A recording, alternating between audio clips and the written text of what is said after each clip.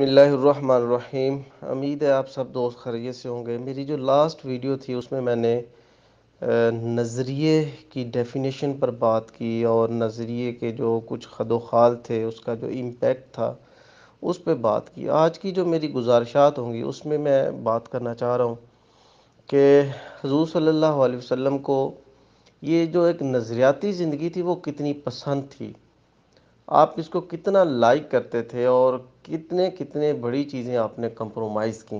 آج ایک اس پوائنٹ پہ میں بات کروں گا، اور دوسرا میں اس چیز پہ بات کروں گا کہ یہ نظریاتی زندگی کو اڈاپٹ کرنا کیوں اتنا ضروری تھا، آپ نے کیوں اس پہ اتنا فوکس کیا، اور یہ ساری کی ساری چیزیں۔ اور پھر لاسٹ اس میں ایک پوائنٹ یہ بھی میں عرض کروں گا کہ کیا نظریہ جو ہے کسی شخص کی شخصیت کو کمپلیٹ کرنے میں کیا رول پلے کرتا ہے یا کیسے رول پلے کرتا ہے۔ کیا نظریہ خوشیوں کو بڑھاتا ہے یا صرف قربانی ہی دینا سکھاتا ہے، یا انسان کی شخصیت کو کمپلیٹ کرتا ہے، یا ویسی ایک جو ہے نا وہ کیلکولیشن ہے۔ تو یہ چیزیں میں بیسیکلی آج انشاءاللہ العظیم اپنی ان گزارشات میں عرض کروں گا۔ تو حضور صلی اللہ علیہ وسلم کو نظریہ اتنا پسند تھا کہ آپ ذرا سیرت الرسول صلی اللہ علیہ وسلم یا آپ کی زندگی میں نظر دوڑا کے دیکھیں تو بہت سے لوگ جو تھے وہ آقا صلی والسلام کو ویسے ہی صادق اور امین اور بہت بڑے فین تھے آپ صلی اللہ علیہ وسلم کے، اور جو بھی کوئی جھگڑا ہوتا یا کوئی چیز انہیں سمجھ نہ آ رہی ہوتی تو وہ بارگاہ مصطفیٰ میں حاضر ہوتے، اور آقا صلی اللہ والسلام جو فیصلہ فرماتے تھے وہ دل و جان سے سب لوگ قبول کر لیتے۔ اتنی آپ کی اچھی ریپو تھی الحمدللہ۔ اور آپ نے وہ واقعہ بھی سنا ہوگا کہ جب حضور صلی اللہ علیہ وسلم نے ایک پہاڑی پر کھڑے ہو کے فرمایا کفار مکہ کو کہ اگر میں آپ کو کہوں کہ اس پہاڑی کی دوسری طرف سے ایک لشکر آ رہا ہے تو کیا آپ سب لوگ اسے ایکسیپٹ کریں گے؟ تو سب نے بے یک وقت بے یک آواز ہو کے کہا یس، ہم اس کو مانیں گے کہ واقعی اگر آپ نے فرما دیا تو ڈیفینیٹلی ایک لشکر جو نا وہ حملہ آور ہو رہا ہوگا ہمارے اوپر۔ یہ بات تو آپ سب نے سنی ہے، لیکن یہاں پہ میں یہ بات ایڈ کرنا چاہ رہا ہوں کہ وہ جو پہاڑی ہے جس پہ آقا صلی اللہ علیہ وسلم کھڑے تھے، اگر فزیکلی اس کی زیارت کی جائے تو وہ پہاڑی اتنی بڑی نہیں ہے کہ ایک سائڈ سے کھڑے ہو کے دوسرے سائڈ پہ دیکھا نہ جا سکے۔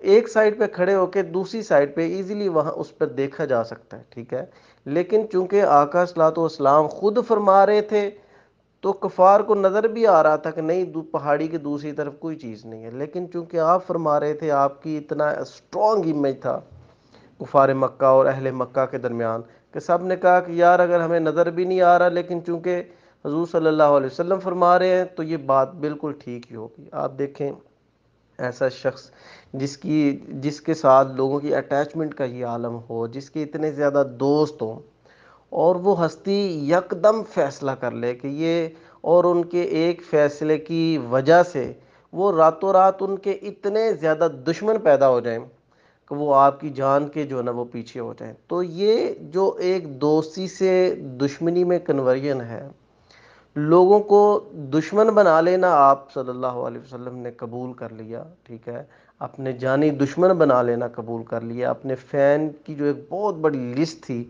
اس کو چھوڑنا قبول کر لیا۔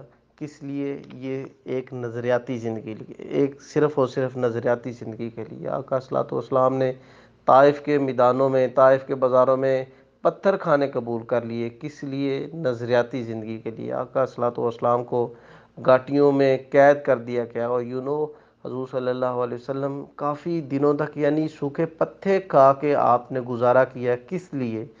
صرف اور صرف نظریاتی زندگی کو بچانے کے لیے۔ اور اسی طرح صحابہ کرام کا بھی یہ معمول تھا۔ آپ دیکھ لیں حضرت بلال کو کس طرح سختیوں سے گزارا گیا، کس طرح گرم ریت پہ انہیں لٹایا جاتا، اور پھر بھی وہ کیا کہتے ہیں ہنستے رہتے، پھر بھی وہ نعرہ تکبیر اور نعرہ توحید بلند کرتے رہتے، پھر بھی حضور صلی اللہ علیہ وسلم کے ترانے گاتے رہتے۔ کیوں؟ وہ ایک نظریاتی زندگی کی امپورٹنس تھی ان کے نزدیک، اور وہ چاہتے تھے کہ یار یہ جو نظریاتی زندگی ہے اسے ہر حال میں جو نہ وہ کیا جائے۔ اب سوال پیدا یہ ہوتا ہے کہ حضور صلی اللہ علیہ وسلم کا اس نظریاتی زندگی کو اتنا لائک کرنے کا سبب کیا تھا، وجہ کیا تھی؟ تو میں وجہ کی زمرے میں یہ عرض کرنا چاہتا ہوں کہ ہر معاشرہ کسی نہ کسی نظام کے تحت جو نا وہ چلایا جاتا ہے، اس کی کچھ ویلیوز ہوتی ہیں، اس کے کچھ جو نا سسٹم یا اس کے کچھ رولز ہوتے ہیں جس کو لوگ جو نا وہ فالو کرتے ہیں. حضور صلی اللہ علیہ وسلم کی بیسس سے پہلے، آپ کی تشریف آوری سے پہلے، جو مکہ تھا یا ایک عالم تھا، وہ بھی کچھ رولز کے تھرو جو نا وہ ان کو وہ چلایا جا رہا تھا. وہ رول کیا تھے؟ غلام ہے، کسی کے پاس پیسہ نہیں تو اسے حقارت کی نظر سے دیکھا جائے. وہ رول کیا تھے؟ عورتوں کو بالکل تعظیم تکریم اور بالکل عزت نہ دی جائے. وہ رول کیا تھے کہ جب بھی تولا جائے ملاوٹ کی جائے. وہ رول کیا تھے کہ جب بھی کیا کہتے ہیں چیز بیچی جائے ملاوٹ کی جائے، جب بھی تولی جائے تو کم تولی جائے. وہ رول کیا تھے؟ وہ رول ایسے تھے کہ بھائی بھائی کی جو نا وہ گردن کاٹتا، خاندان کے خاندان تباہ ہو جاتے. ہر طرح کی برائی، شراب سے لے کے زنا سے لے کے سود سے لے کے، خواہ وہ آپ معاشرتی برائیوں کا ذکر کر لیں، خواہ وہ آپ معاشی برائیوں کا ذکر کر لیں، خواہ وہ آپ معاشرتی برائیوں کا ذکر کر لیں، خواہ وہ آپ سیاسی برائیوں کا ذکر کر لیں، دنیا کا زندگی کا ہر شعبہ آپ اٹھا کے دیکھ لیں، اس میں قباحتیں ہی قباحتیں تھیں.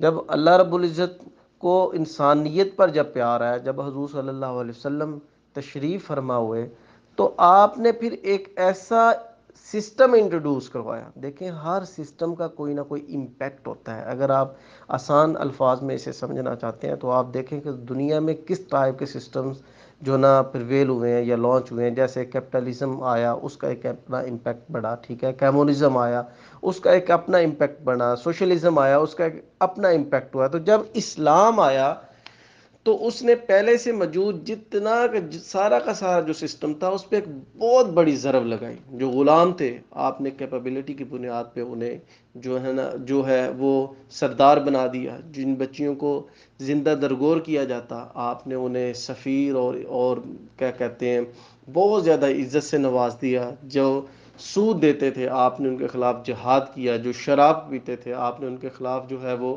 انہیں حرام دے کے انہیں جو نا وہ سزائیں دی گئیں. تو یہ سسٹم سارا کا سارا انسانیت کی بقا کا بیسیکلی سسٹم تھا.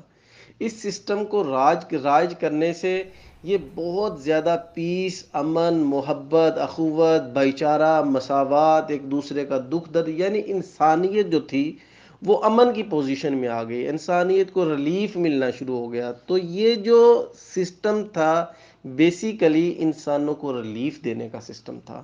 اس کو لانچ کرنا اس وجہ سے ضروری تھا کہ جو پہلے سے رائج سسٹم تھے وہ انسانیت کی بقا کے ضامن نہیں تھے.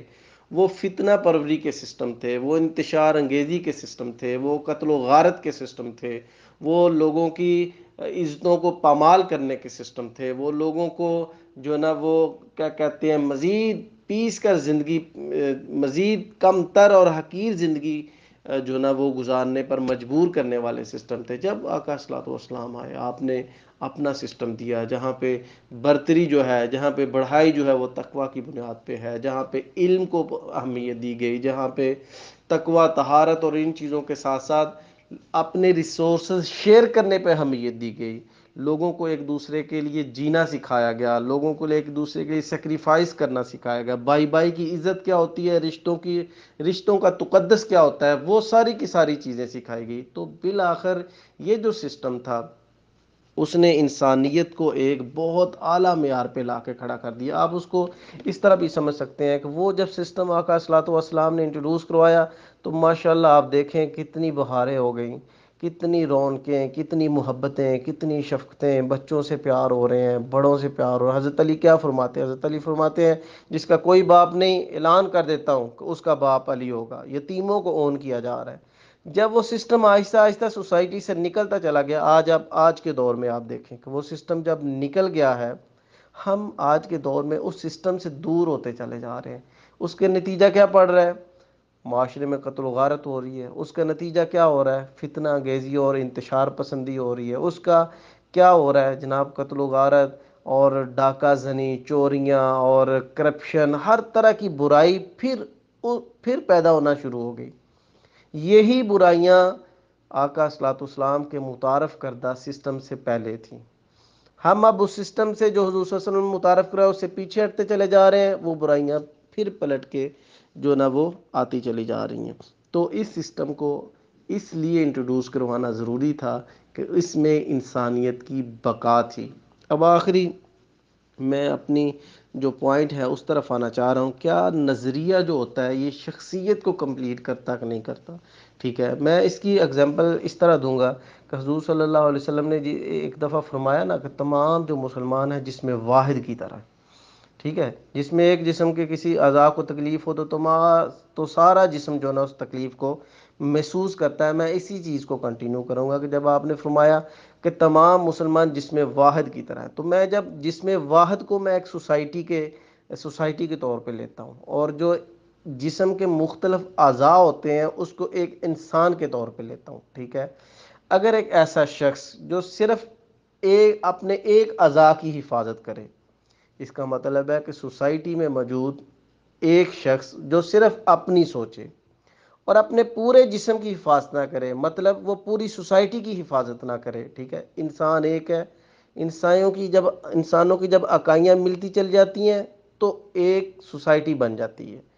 جسم پورا مختلف اعضاء کا مجموعہ ہے، تو ایک شخص جو صرف ایک اعضاء کی حفاظت کرے، فار ایگزامپل وہ اپنے بالوں کو برش کرتا ہے، اپنے بالوں کو دھوتا ہے، تو وہ ٹوتھ پیسٹ نہ کرے، تو اس شخص کو آپ آئیڈیل شخص نہیں کہہ سکتے۔ اگر ایک شخص ٹوتھ پیسٹ کرتا ہے، وہ اپنے ہینڈ واش نہیں کرتا، یا اپنے پاؤں میں جوتے نہیں ڈالتا، اپنے کپڑے صاف ستھرے نہیں رکھتا، اپنے کان کو، آنکھوں کو، چہرے کو واش آؤٹ نہیں کرتا، تو وہ شخص کبھی بھی آئیڈیل شخص نہیں ہے۔ یا آپ اس کو آپ کہہ سکتے ہیں کہ وہ شخص کبھی بھی زندگی کا جو مزہ ہے وہ ایک کمپلیٹ وے میں نہیں لے سکتا۔ کمپلیٹ وے میں زندگی کا مزہ لینے کے لیے، ایک پرسنالٹی لک دینے کے لیے کیا ہے کہ اس نے اپنے جسم کے تمام اعضاء کی حفاظت کرنی ہے۔ اس نے برش بھی کرنا ہے ٹائملی، ٹوتھ پیسٹ بھی کرنا ہے، اس نے آنکھیں اور اپنا چہرہ بھی جو نا واش آؤٹ کرنا ہے، اس نے اپنے ہینڈ بھی واش کرنے ہیں، اس نے اپنے کپڑوں کو بھی سلیقے سے جو نا وہ دھونا ہے اور پہننا ہے، اور اپنے پاؤں بھی اس نے واش کرنے ہیں، ساری چیزیں۔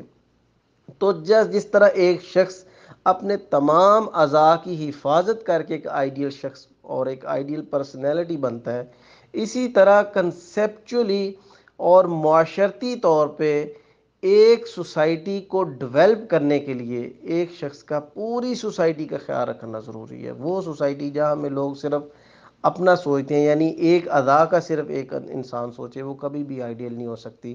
اور خوش رہنے کے لیے، ابدی خوشیاں پانے کے لیے پوری سوسائٹی کا خیال رکھنا پڑے گا، یعنی پورے اپنے جسم کی حفاظت کرنی پڑے گی۔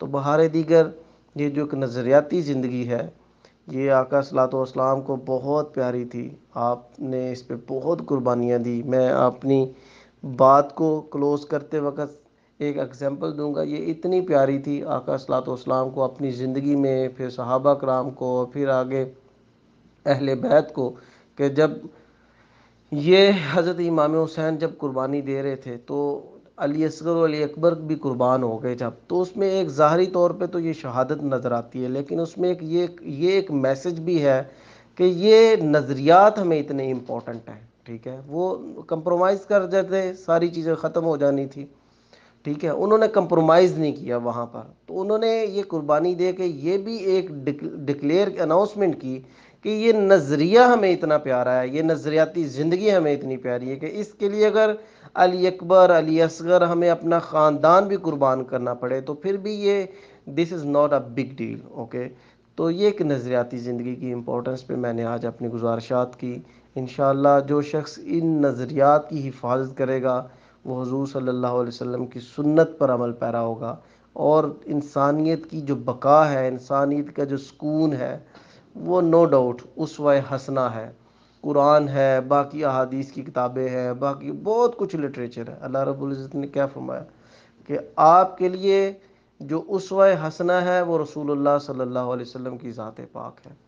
جو اس اسوہ حسنہ کو فالو کرے گا وہ ریلیف بھی پائے گا، سکون بھی پائے گا، اس سے لوگ بھی جو ہے نا وہ زبردست طریقے سے رہیں گے۔ بہار دیگر اللہ رب العزت ہمیں عمل کی توفیق عطا فرمائے۔ والسلام۔